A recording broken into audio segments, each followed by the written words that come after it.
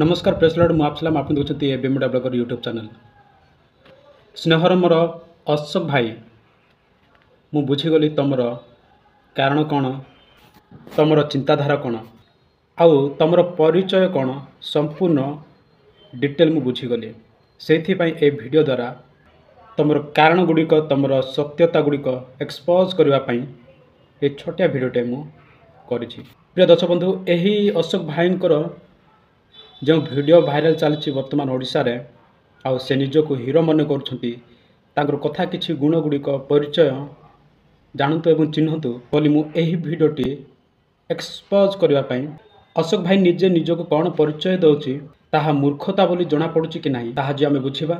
तेणु स्नेहर मोर अशोक भाई तांकर कथा टिके शुणुतु तापर आमे कथाबार्ता करिबा कथा गुड़िक एक्सपोज करिबा। केवल गोटे हिंदू पिला 6 मास मध्य बुझीपार ना केवल गोटे हिंदू पिला 6 मास मध्य ओडिशा रे थिबा समस्त ख्रीस्टियान मान को कंदे देछि सी हूँ मु बुझी जातु मु 6 मास मध्य एमिति वातावरण वर्तमान सृष्टि कर देछि जे समस्त ईसाई को मुहरे वर्तमान केवल मोरी ना एठी से कहउछंती केवल गोटे हीरो जे 6 मास भितर सबु ख्रीस्टान मान को प्रमाण कर देछि जे मु गोटे मूर्ख आउ एटा मते कहबाक चाहंती जे हिंदू माने सब मूर्ख से माने कोठी लुचि जायछंती से मान को भीतर मु जणे बाहरी छी ख्रीस्टान मान को निंदा करबा पई आउ जते को हिंदू भाई माने सब माइचा ना सेथि पई से माने लुचि रहिछंती किंतु मु हीरो सेथि पई तो ख्रीस्टान मान को न डरी बाहरी छी 6 मास भितर हीरो हेबा पई। अशोक तो चिंता करंतु आ मु जदी देखिले मु केडे बड़ मूर्ख बुझी जानतु इनडायरेक्टली केते जो परिचय दउछंती ताहा निश्चित से बुझेबा को चेष्टा करछि। आपण बुझी जानतु अशोक केमिति प्रकार जणे व्यक्तित्व लोक स्पष्ट रे से बुझेबा को चाहंती।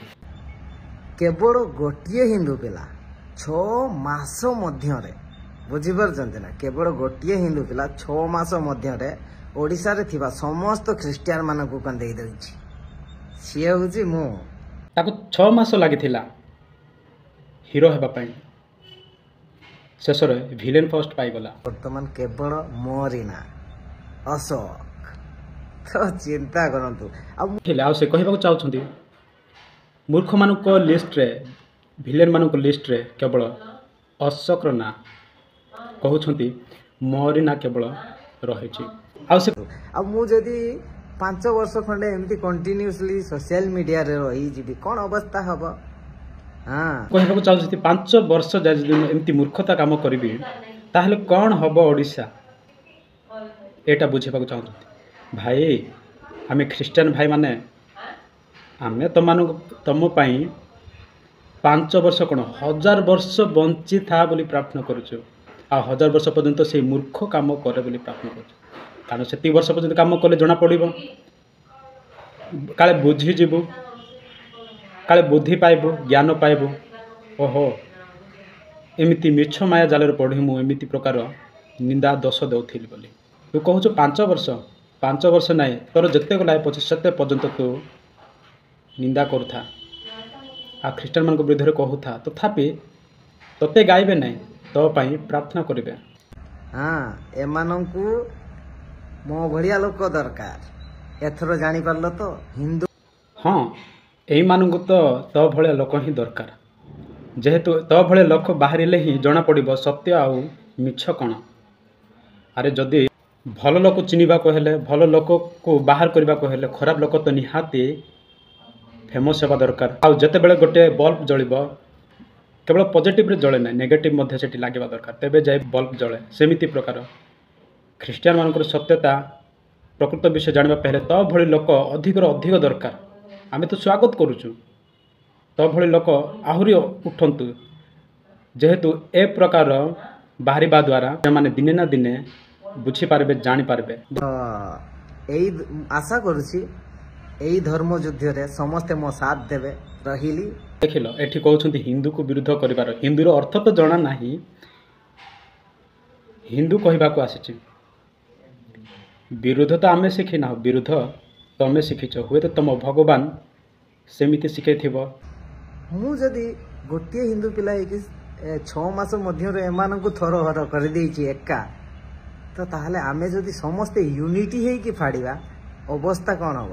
ଆଉ ଭାଇ ଏଠି ଆହୁରି ବଢ଼ିଆ କହିବାକୁ ଚାହୁଁଛନ୍ତି ଯେ ମୁଁ ଯଦି ଗୋଟିଏ ମୂର୍ଖ ହେଇ ସମସ୍ତଙ୍କୁ ମୂର୍ଖ କରିବାକୁ ଚେଷ୍ଟା କରୁଛି, ତାହେଲେ ଓଡ଼ିଶାରେ ସବୁ ହିନ୍ଦୁ ଯଦି ମୂର୍ଖ ହେଇଯାଆନ୍ତେ ତାହେଲେ କେମିତି ହୁଅନ୍ତା? ସେ ଭାବୁଛନ୍ତି ତାଙ୍କ ପଛରେ ତାର ପରି ସମସ୍ତେ ମୂର୍ଖ ହୁଅନ୍ତୁ। ଭାଇ, ତୋର ପରି ସବୁ ହିନ୍ଦୁ ଖରାପ ନୁହନ୍ତି, ସବୁ ହିନ୍ଦୁ ମୂର୍ଖ ନୁହନ୍ତି। କିଛି ହିନ୍ଦୁ ଅଛନ୍ତି ବହୁତ ଭଲ, ମୋ ସାଙ୍ଗମାନେ ମଧ୍ୟ ଅଛନ୍ତି ବହୁତ ଭଲ, ଆଉ ସେମାନେ ମୂର୍ଖ ବି ନୁହନ୍ତି। ବହୁତ ଶିକ୍ଷା ପାଠ ପଢ଼ୁଛନ୍ତି ଖ୍ରୀଷ୍ଟିଆନ ସ୍କୁଲ, ହଷ୍ଟେଲ, ଅନୁଷ୍ଠାନ ମାନଙ୍କରେ। ଆଉ ତୁ କହିବାକୁ ଚାହୁଁଛୁ ସବୁ ହିନ୍ଦୁ ଦଗଲା, ବୋକା, ପାଗଳ, ମୂର୍ଖ, ମାଇଚିଆ, ଆଉ ତୁ ସେମାନଙ୍କ ଭିତରୁ ହିରୋ ହେଇଯାଇଛୁ। ଆଉ ତୁ କହୁଛୁ କ'ଣ ସମସ୍ତେ ମୋର ପରି ମୂର୍ଖ ହେବାର ଅଛି, ସମସ୍ତେ ମୋ ପରି ବାୟା କୁକୁର ପରି ପାଗଳ ହେବାର ଅଛି। ତୋର ଏହି ଭିଡ଼ିଓ ଦ୍ୱାରା ସମସ୍ତଙ୍କୁ କେମିତି ବୁଝାଉଛି ଆମେ ବେଶ ଭଲ ଭାବରେ ଜାଣିଛୁ। ଏହି ଭିଡ଼ିଓ ମଧ୍ୟ ତୋତେ ସ୍ପଷ୍ଟରେ ଜଣାଉଛି। ତ ତାହେଲେ ଆମେ ଯଦି ସମସ୍ତେ ୟୁନିଟି ହେଇକି ଫାଡ଼ିବା ଅବସ୍ଥା କ'ଣ ହବ? ଫାଡ଼ିବା କାମ ତ ସେଇମାନେ କରନ୍ତି ଯେଉଁମାନେ ପାଗଳ। ୟାକୁ ରାମ୍ପିବେ, ତାକୁ ରାମ୍ପିବେ, ତାର ଫାଡ଼ିବେ, ୟାର ଫାଡ଼ିବେ। ଏଇଟା ପାଗଳର କାମ ନା। ତୁ ବି ତ ସେଇଆ ଜଣାପଡ଼ୁଛୁ, ସେଇଆ ପରିଚୟ ଦେଉଛୁ। ତାହେଲେ ଫରକ କ'ଣ ଅଛି? ଫଲ ନୁହେଁ ଅଶୋକ ଭାଇ, ମୋର ସ୍ନେହର ଭାଇ। ଏଇ ଆଶା କରୁଛି ଏଇ ଧର୍ମ ଯୁଦ୍ଧରେ ସମସ୍ତେ ମୋ ସାଥ ଦେବେ। ରହିଲି। ଆସିଲା ଧର୍ମ ଯୁଦ୍ଧ। ଏଇଟା ଧର୍ମ ଯୁଦ୍ଧ ନୁହେଁ, ଏଇଟା ପାଗଳ ଯୁଦ୍ଧ, ମୂର୍ଖମାନଙ୍କର ଯୁଦ୍ଧ। ତ ପଛରେ ସମସ୍ତେ ଯଦି ଆସିବେ ସବୁ ମୂର୍ଖ ଯୁଦ୍ଧରେ ପଡ଼ିଯିବେ। ଯାହା ତ ଶିଖିଥିବେ, ପାଠ ପଢ଼ିଥିବେ, ତ ପଛରେ ଆସିକି ସବୁ ମୂର୍ଖ ହେଇ ମରିଯିବେ, ବୋକା ବାୟା ପାଗଳ ହେଇକି ମରିଯିବେ। ସେମାନଙ୍କୁ କିଏ ମାରିବେ ନାହିଁ, ସେମାନେ ନିଜେ ଗାତରେ ପଡ଼ି ଖସି ଘୋଷାଡ଼େଇ ମରିଯିବେ। ଏଇଟା ଅଭିଶାପ ନୁହେଁ, ଏଇଟା ଚେତନା ଯେ ଏ ପ୍ରକାର ରାସ୍ତାରେ ସେ ପ୍ରକାର ବିପଦ ରହିଛି। ପ୍ରାର୍ଥନା କରେ ତ ଭଗବାନ ପାଖରେ ଯେମିତି ତୁ ଜୟ ହେବୁ। ଆଉ କହୁଛୁ ଖ୍ରୀଷ୍ଟିଆନମାନଙ୍କୁ ତାଡ଼ିବି, ପାଗଳମାନେ ହିଁ ତାଡ଼ିବେ। ଆଜି ପର୍ଯ୍ୟନ୍ତ କେଉଁ ରାଜା, କେଉଁ ମନ୍ତ୍ରୀ ଆସିନି କି ବିଜୟ ହେଇନି ଖ୍ରୀଷ୍ଟିଆନମାନଙ୍କୁ ତାଡ଼ି ଦେଇକି। ଖ୍ରୀଷ୍ଟିଆନମାନେ ମରି ପଛେ ଯିବେ, ଖ୍ରୀଷ୍ଟିଆନମାନଙ୍କ ସଂଖ୍ୟା ଅଧିକ ବଢ଼ିବ। ଏଇଟା ଦେଖିଥା, 100% ମୁଁ ତୋତେ ଗ୍ୟାରେଣ୍ଟି ଦେଉଛି। ୱାର୍ଲଡ଼ରେ କାହାର ସଂଖ୍ୟା ଅଧିକ ଜାଣିଛୁ? ଖ୍ରୀଷ୍ଟିଆନମାନଙ୍କର ସଂଖ୍ୟା ଅଧିକ। ଆଉ ତୁ କ'ଣ ତାଡ଼ିବୁ? ଭାଇ ନିଜର ବେଶଭୂଷାଟି ଦେଖେ, ନିଜର ରଙ୍ଗ ଢଙ୍ଗର ଶୈଳୀକୁ ଦେଖେ। ଏ ପାଗଳ ପରି ଲାଗୁନି କି? କେଉଁ ବାୟା କୁକୁର ଚୁବେଇଲା ଭଳି ଦେଖାଯାଉଛୁ? ଟିକେ ବୁଝିଯା, ସୁଧୁରି ଯା, କାହିଁକି ଏମିତି ହେଉଛୁ?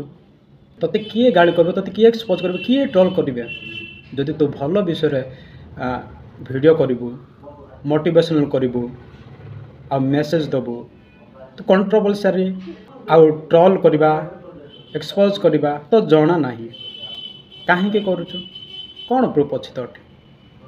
ଖାଲି ତୋର ଭାଷାରେ ଯେଉଁ ଅଶ୍ଳୀଳତା ବାହାରୁଛି ସେଇଗୁଡ଼ାକ ତୁ ଖାଲି ଭକିବା ଜାଣିଛୁ। କୁକୁର ଖାଲି ଭକେ, ଖାଲି ବାନ୍ତି କରେ, ଆଉ ସେ ବାନ୍ତିକୁ ପୁଣି ଫେରି ଖାଇବାକୁ ଇଚ୍ଛା କରେ। ସେମିତି ପ୍ରକାର ତୁ। ମୋର ପ୍ରିୟ ଅଶୋକ ଭାଇ, ତୋ ପାଇଁ ପ୍ରାର୍ଥନା କରୁଛି ଏ ପ୍ରକାର ଏତେ ହାରକାତ ନିଚ୍ଛ ସ୍ଥଳର ବ୍ୟବହାର ଗୁଡ଼ାକ କରିନା, ସବୁ ଛାଡ଼େ ଆଉ ଭଲ ବାଟକୁ ଫେରେ। କେତେ ସୁନ୍ଦର ତୋର ଜୀବନଯାପନ ହେବ, ତୋର ଜୀବନ ଗତିଶୀଳତା ବଦଳିବ। ବୁଝିବୁ ତାପରେ ଏ ପ୍ରକାର ବ୍ୟବହାର, ଏ ପ୍ରକାର ଗୁଣ ଏମିତି ଚଳିବା କେତେ ସୁନ୍ଦର ଲାଗୁଛି। ତାପରେ ଯାଇ ବୁଝିବୁ ଯେ ଖ୍ରୀଷ୍ଟିଆନମାନଙ୍କର ମୋଟିଭେସନାଲ୍ କ'ଣ, ଖ୍ରୀଷ୍ଟିଆନମାନେ କେଉଁ ବିଷୟକୁ ନେଇକି ବାରମ୍ବାର କହନ୍ତି, ତୋ ପଛରେ ଫଲୋ କରନ୍ତିନି, ତୋତେ ଭକନ୍ତି ନାହିଁ। ସେମାନେ ତୋ କଥାରେ ଟେନସନ୍ ହୁଅନ୍ତି ନାହିଁ କିମ୍ବା ରିଆକ୍ସନ୍ ହୁଅନ୍ତି ନାହିଁ। ତୋ ଆଗରୁ 70 ଗୁଣ ଜ୍ଞାନୀମାନେ ଲାଗିଛନ୍ତି ଖ୍ରୀଷ୍ଟିଆନମାନଙ୍କୁ ତାଡ଼ନା ଦେଇ ସେମାନଙ୍କୁ ଭୁଲ ପ୍ରମାଣିତ କରିବାକୁ, କିନ୍ତୁ ସେମାନେ ନିଜେ ପରିବର୍ତ୍ତନ ହୋଇଛନ୍ତି। ଏଇଟା ବୁଝ। ଏହି ଭିଡ଼ିଓ ଦ୍ୱାରା ହିନ୍ଦୁ ସମ୍ପ୍ରଦାୟର ଭାଇମାନଙ୍କୁ ମୁଁ ଘୃଣା କିମ୍ବା ତୁଚ୍ଛ କରେ ନାହିଁ। ସେମାନଙ୍କୁ ସାଦରେ ଏହି ଭିଡ଼ିଓ ଦ୍ୱାରା ଏ ପ୍ରକାର ଭାଇମାନଙ୍କୁ ବୁଝେଇବା ଦରକାର। ଯଦି ଭିଡ଼ିଓଟି ଭଲ ଲାଗିଛି ତାହେଲେ ଲାଇକ୍, ସେୟାର, ସବସ୍କ୍ରାଇବ୍ କରିବେ। ଧନ୍ୟବାଦ।